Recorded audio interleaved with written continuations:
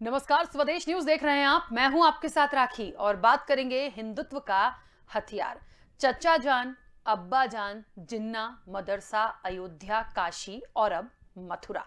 ये वो नाम हैं जो इस वक्त उत्तर प्रदेश की राजनीति में न केवल चर्चा का विषय बने हुए हैं, बल्कि राजनीतिक मंच से इनका खुलकर इस्तेमाल भी किया जा रहा है। उत्तर प्रदेश में विधानसभा चुनाव नजदीक आते ही भाजपा की ओर से चुनावी जमीन को और मजबूत करने के लिए राजनीतिक पिच को तैयार किया जा रहा है।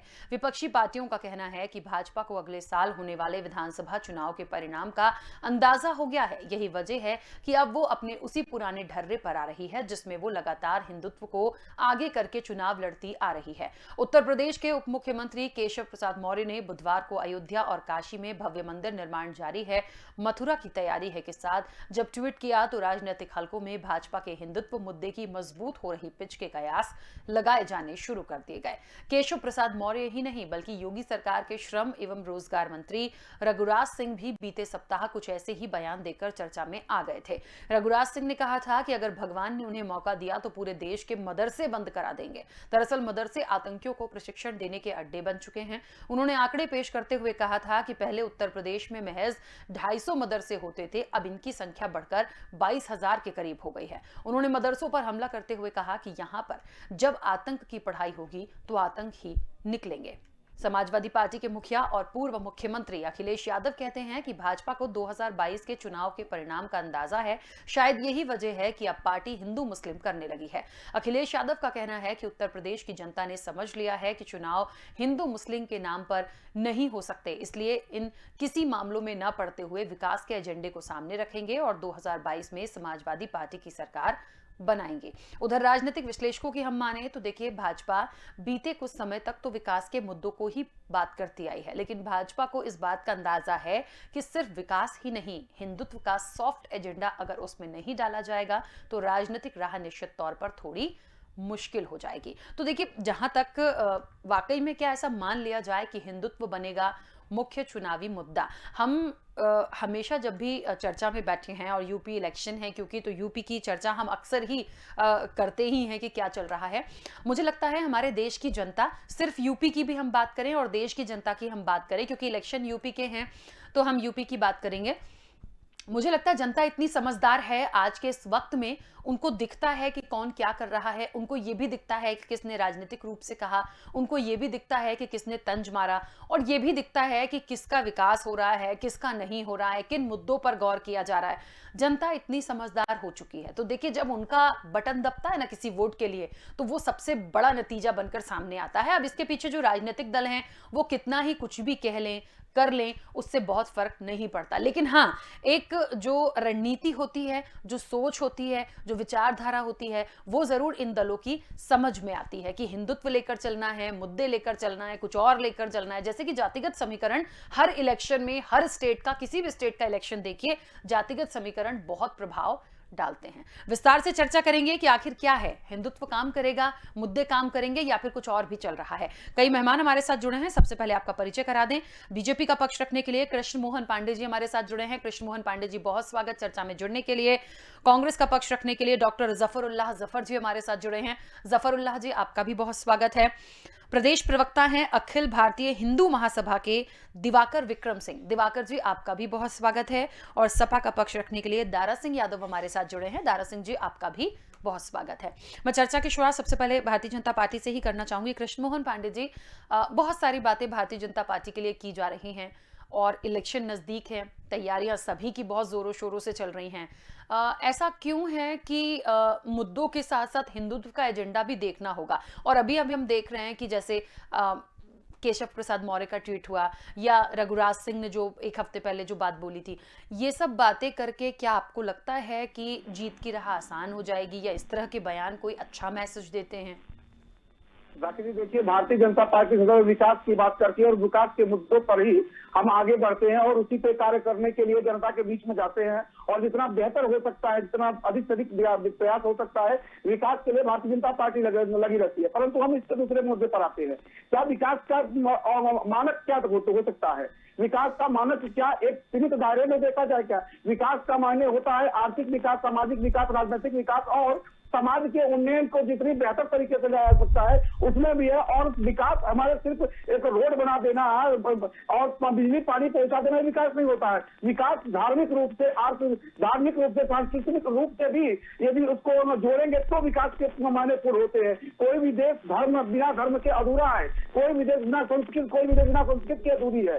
तो भारतीय जनता पार्टी का विकास यदि रोड से लेकर और मथुरा काशी तक पहुंचता है तो क्या समस्या है। दूसरी बात, आदरणीय केशव जी या अन्य नेता जो कह रहे हैं कि काशी और काशी विश्वनाथ अयोध्या जो बन रही है बेहतर बन रही है, मथुरा में बेहतर बनाएंगे तो 80% हिंदू जनमानस के आस्था के प्रतीक भगवान कृष्ण, भगवान राम, भगवान विश्वनाथ का विकास के कॉरिडोर का विकास क्यों नहीं होना चाहिए। क्या हमारे विकास का मतलब सिर्फ रोड तोड़े का होता है? विकास का मतलब होता है उस व्यक्ति की अस्मिता से जुड़े मुद्दे। और हिंदू धर्म से इस उत्तर प्रदेश में 80% यानी इस पूरे भारत में 80% हिंदू रहते हैं, तो उनकी अस्मिता का ख्याल रखते हुए भी विकास के यदि मायने है कि सांस्कृतिक रूप से भी और धार्मिक रूप से भी विकास किया जाए। तो यदि हम मथुरा में जाकर कहते हैं कि हम बेहतर तरीके से विकास मथुरा का करेंगे तो यहाँ से क्यों हिंदुत्व का मतलब दिखता है। और हाँ, भारतीय जनता पार्टी का हिंदुत्व का मुद्दा रहा है। हम कोई भी व्यक्ति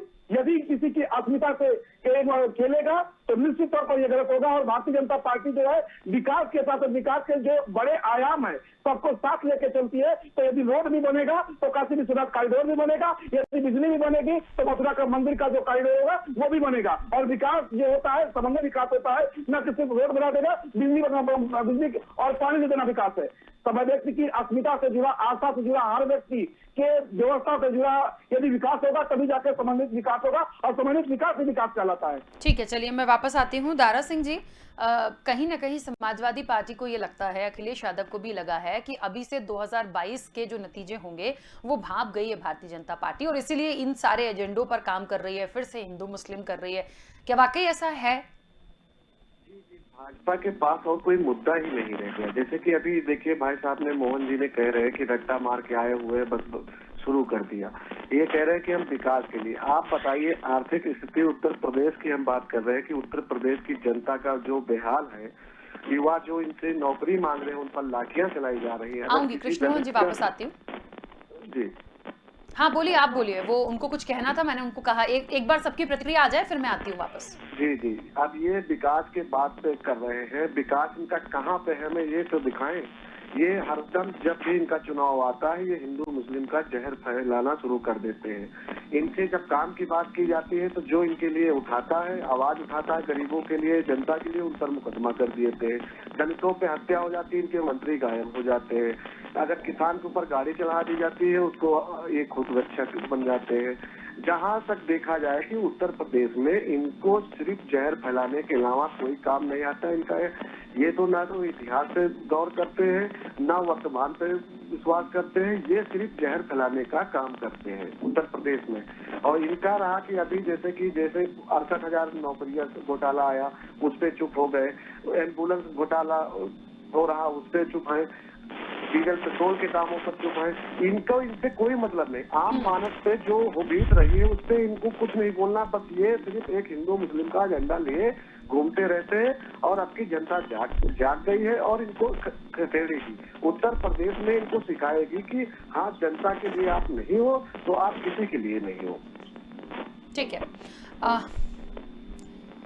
दिवाकर जी, मुझे ऐसा लगता है कि वाकई में आज के समय में मुद्दे, स्थितियां, विकास, लोगों की स्थिति और देखिए बहुत सारी ऐसी समस्याओं से हम निकले हैं कोविड काल में भी, और अभी भी एक ये जो नया वायरस है ये कहीं ना कहीं चिंता बढ़ा रहा है। तो मुझे लगता है बहुत सारी ऐसी चीज़ें हैं करने के लिए जो कहीं ना कहीं एक मैसेज छोड़े जनता के बीच में कि हाँ, सरकार की तरफ से ये है, ये इम्प्लीमेंट हो रहा है और ये अच्छी चीज़ें हैं।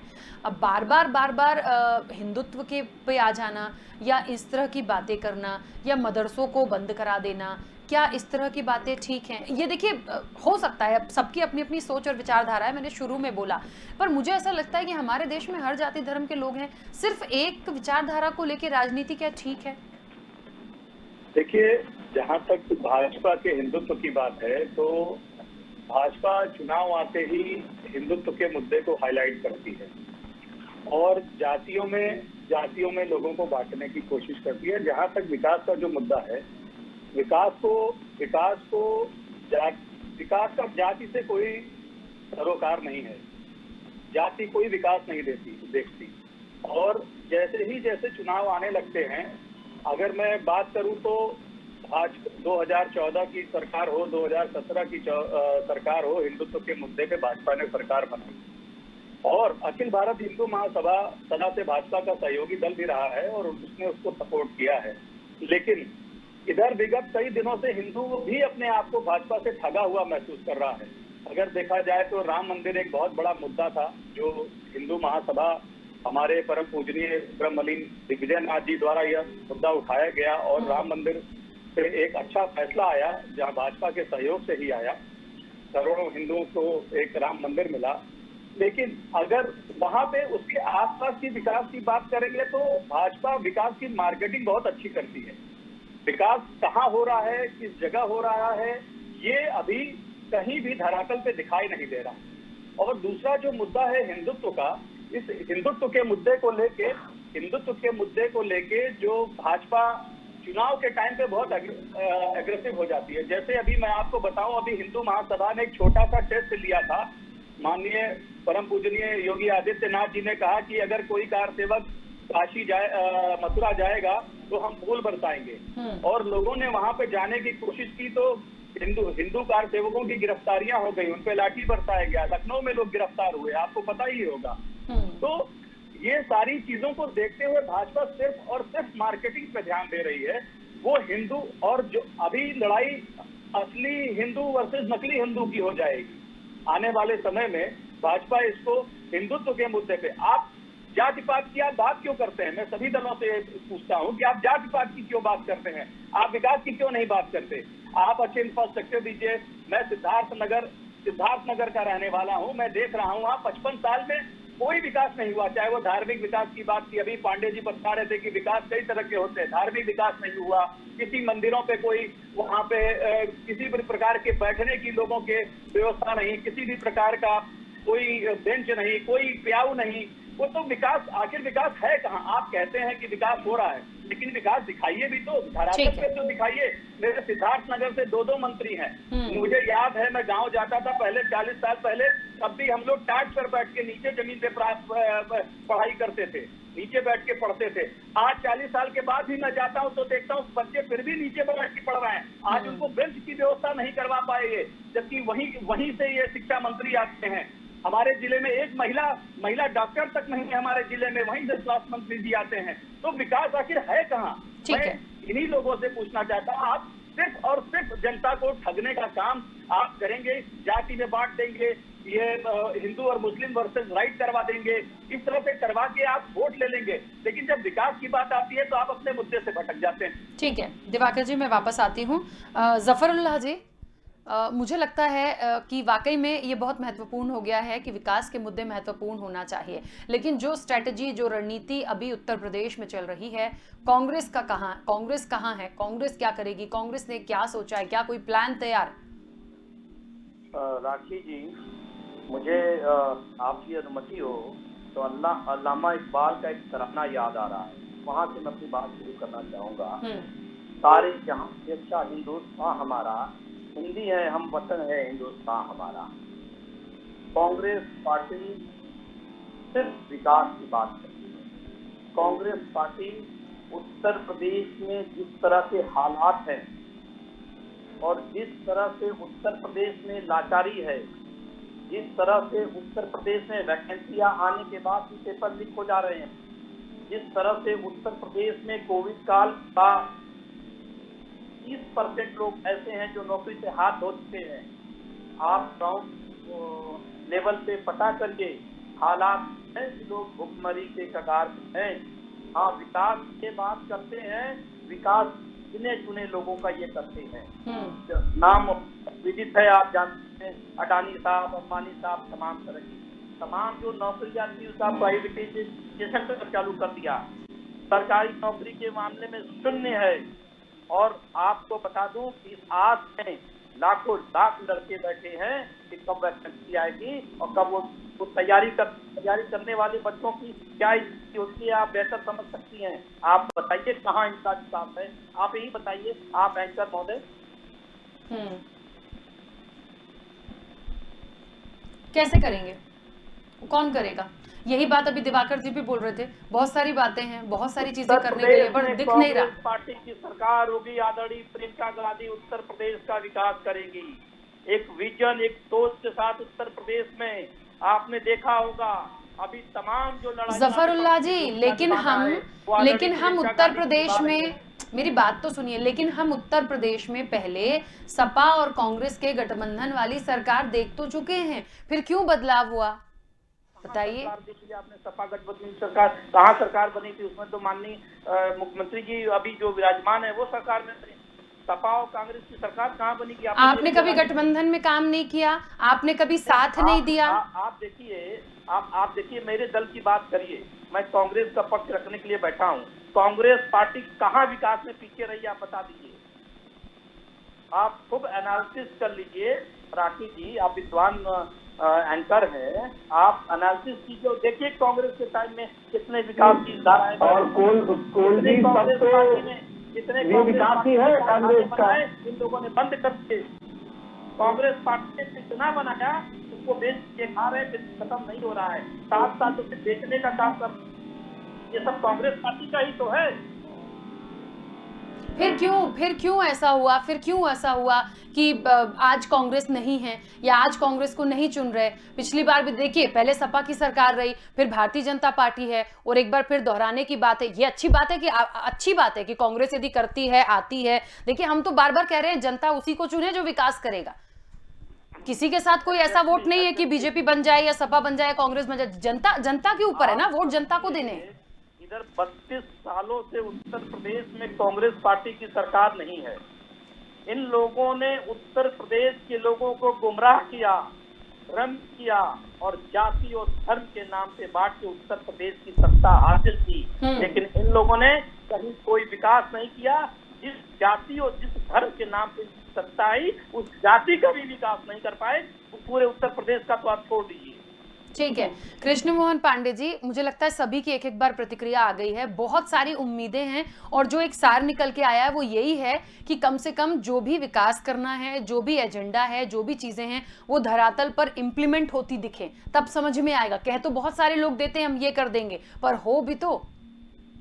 राखी जी देखिए, जहां तक विकास की बात है तो आप 2000 भारतीय जनता पार्टी की सरकार बनती है 2017 से, और 2021 तक चल रहा है, और इसके पूर्ववर्ती सरकारों को आप देखेंगे और उसके विकास को मापदंड को देखेंगी तो मैं एक एक चीजों को थोड़ा समझ देंगी तो मैं एक एक चीजों को गिनाते चलूंगा। आप सोचिए 2017 से पहले उत्तर प्रदेश में कितने मेडिकल कॉलेज थे? मात्र 12। एक कॉलेज और बढ़कर 13 मेडिकल कॉलेज थे। आज के समय में 31 मेडिकल कॉलेज है। पूरे 70 वर्षों में मात्र 13 मेडिकल कॉलेज है, और मात्र 5 वर्ष में 18 मेडिकल कॉलेज बने। अब हवाई पट्टी की बात कर ले तो उत्तर प्रदेश में हवाई पट्टी जो मात्र 2017 से पहले 2 इंटरनेशनल एयरपोर्ट थे, आज के समय में 5 इंटरनेशनल एयरपोर्ट होने जा रहे हैं, और लगभग 30 हवाई पट्टी और अन्य भी हेलीपैड वगैरह बनने को तैयार है, जो उत्तर प्रदेश में दूना काम करती है। और सड़कों की बात कर ले तो मैं आपको बता दूं राखी जी, समाजवादी सरकार 2017 तक 2012 से लेकर 17 तक 6,930 किलोमीटर की सड़कें बनाई, जबकि भारतीय जनता पार्टी ने 2017 से लेकर और दिसंबर 2021 तक, नवंबर 2021 तक 16,813 मतलब 13 किलोमीटर, मतलब हमने सपा से दोनों सड़कें बनाई। और यदि सड़क चौड़ीकरण की बात है तो हमने 35,613 किलोमीटर सड़क चौड़ीकरण कराया, जबकि सपा ने मात्र 7,312 किलोमीटर बनाए। और मैं बता दूं, सड़कों का गड्ढा मुक्त करने की बात है तो 3,35,612 किलोमीटर भारतीय जनता पार्टी ने सड़कों को गड्ढा मुक्त किया है। यदि आप वहीं पे स्वास्थ्य बिजली के मामले में आ जाए तो उत्तर प्रदेश के किसानों को 1.33 पैसे प्रति यूनिट के हिसाब से हम आज बिजली दे रहे हैं, जो देश में सबसे सस्ती बिजली किसानों को दिया जा रहा है। और ढेर सारे ऐसे माने कि आप कोरोना काल को देख ले, जिस कोरोना काल में पूरी दुनिया अर्थव्यस्त हो गई थी और पूरी दुनिया ये सोच रही थी कि हमारा जीवन कैसे चलेगा। उस कोरोना काल में जिस देश में एक पीपीई किट नहीं बनता था और हम चाइना से एक्सपोर्ट करते थे, आज की इंपोर्ट करते थे। आज की स्थिति ये है कि हम दुनिया के अन्य देशों को हम पीपीई किट दे रहे हैं। और जब दुनिया ये सारी दुनिया आशा भरी निगाह से देख रही थी कि कोरोना की वैक्सीन कौन सा देश देगा, भारत जैसा देश क्या दे सकता है, परंतु भारत के पूज्य प्रधानमंत्री और पूज्य योगी आदित्यनाथ जी के ये इच्छा शक्ति का कारण है कि दुनिया को हम भारत को मात्र कोरोना वैक्सीन नहीं दिए, दुनिया को भेज भी रहे हैं। और दुनिया हमें आशा भरी निगाह से देख रही है कि भारत कोरोना का वैक्सीन देगा। तो स्वास्थ्य के क्षेत्र में हो, सड़क के क्षेत्र में हो, बिजली के क्षेत्र में हो, वायुयान के क्षेत्र में हो, किसी भी क्षेत्र में देखे तो भारतीय जनता पार्टी अपने विकास के सर्वोत्कर्ष पर उत्तर प्रदेश को पहुंचाकर, और मैं बता दूं 2017 से पहले उत्तर प्रदेश का जो बजट पेश होता था वो 2 लाख करोड़ का था, और आज के समय में पूज्य योगी आदित्यनाथ जी ने जो बजट पेश किया है वो 5 लाख करोड़ का, मतलब सीधा 2.5 गुना उत्तर प्रदेश आर्थिक राजधानी बनने जा रही है दुनिया की, और बहुत बड़ा इन्वेस्टमेंट आने जा रहा है। उसके पीछे एक कारण है कि पूज्य योगी आदित्यनाथ जी का शासन व्यवस्था और कानून व्यवस्था। जब आप यही उत्तर प्रदेश है जब अपराधी घूम के लोगों से पैसा मांगते थे, वसूली करते थे, किसी व्यापारी की हिम्मत होती कि कोई नया व्यापार लगाना शुरू कर दे, उसे पैसा देना पड़ता था। कृष्ण मोहन पांडे जी, यदि इतना सब कुछ हो गया तो बार बार ये बात क्यों आ जाती है कि हिंदुत्व का एजेंडा लेके ही काम करना है भारतीय जनता पार्टी को? मतलब जितनी बात आप कह रहे हैं मैं उसी पे आऊंगी कि यदि इतना सब कुछ किया है तो ये हिंदुत्व का एजेंडा क्यों आ जाता है? जरूरत ही नहीं है ना।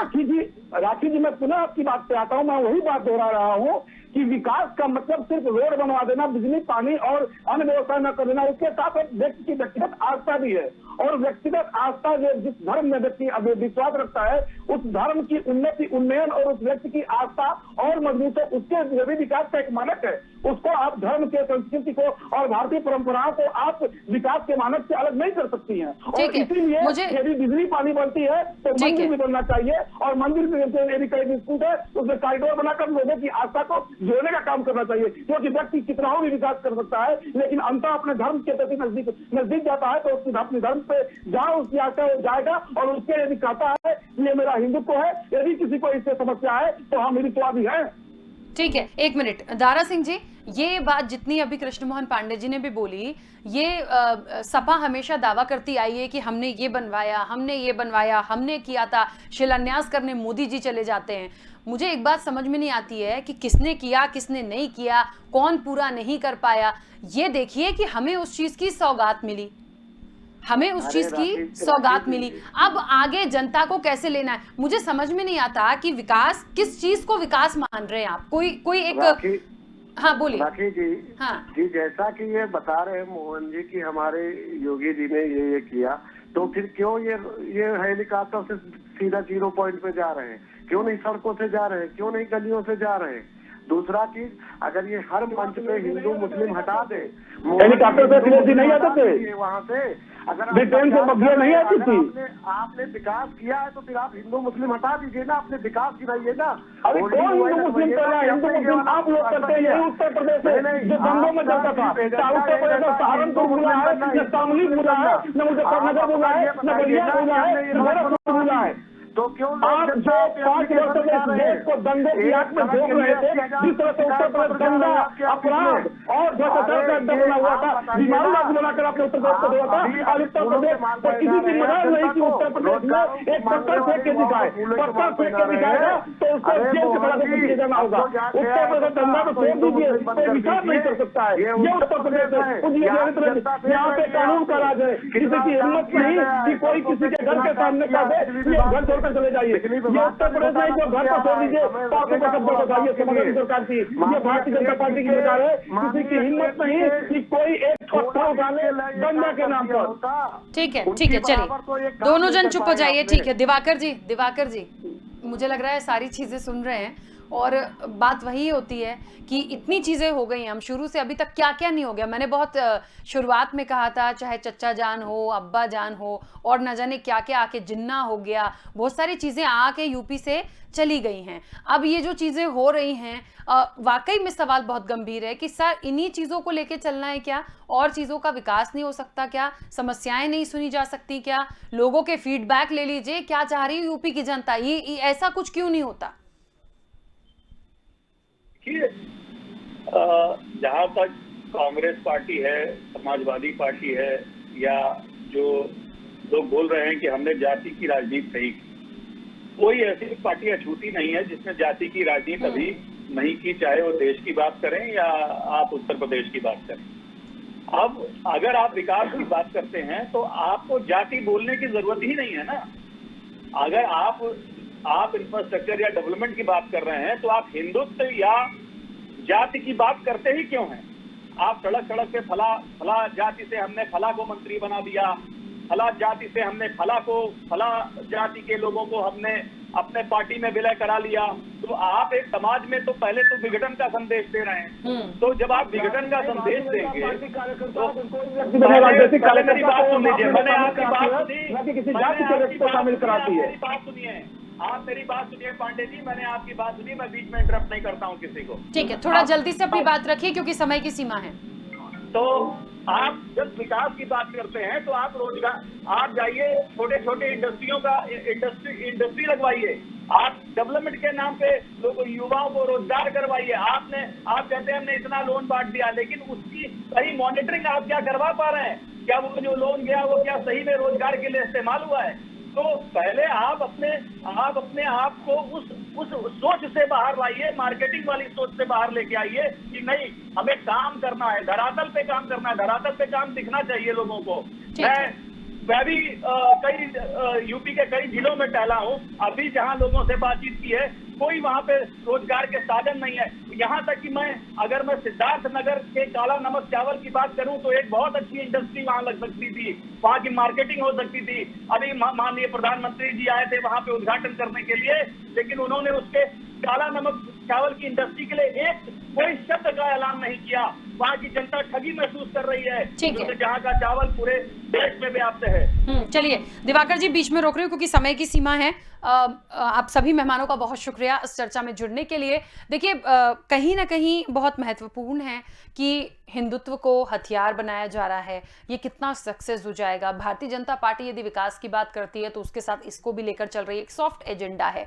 कुल मिलाकर मुद्दों पे बात हो, मुद्दे क्या हैं, फीडबैक ले लीजिए, क्या चाहती है यूपी की जनता, तभी कुछ हो पाएगा। वरना ये ऐसे तो राजनीति होती रहेगी, जाती रहेगी, जनता को जो करना है वो उन्हीं को चुनेगी, फिर आप कुछ भी कर लीजिए। क्या होगा यूपी की सियासत का, ये जरूर देखेंगे आने वाले समय में। फिलहाल चर्चा में इतना ही। बने रहिए स्वदेश न्यूज के साथ, सबसे पहले देश।